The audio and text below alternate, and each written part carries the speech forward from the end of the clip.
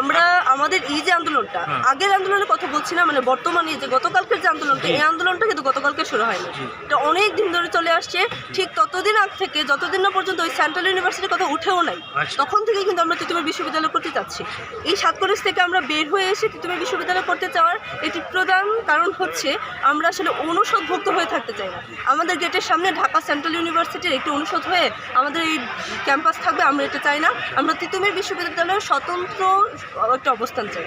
আমরা চাই যে আমরা বাংলাদেশে তিতুমির বিশ্ববিদ্যালয়কে, আসলে আমাদের একটি কর্মসূচি ছিল সকাল 11টা থেকে বিকেল 4টা পর্যন্ত আমাদের আন্দোলন। এটি একটি শান্তিপূর্ণ আন্দোলন ছিল এবং এই আন্দোলনের জন্য গত 3-4 দিন যাবতে আমরা সোশ্যাল মিডিয়াতে বলি, বড় বড় পর্যায়গুলোতে বলি, আমরা দেখতে পেয়েছি যে আমরা রেল লাইন ব্লক করব, আমরা আঞ্চলিক ব্লক করব, মানে আন্দোলনের একটি মাধ্যম হিসেবে বা আন্দোলনের প্রকাশ হিসেবে আমরা রাস্তাগুলোকে ব্লক করে মানুষকে জানান দেওয়ার চেষ্টা করেছি যে আমরা আমাদের তিতুমির বিশ্ববিদ্যালয়ে চাই।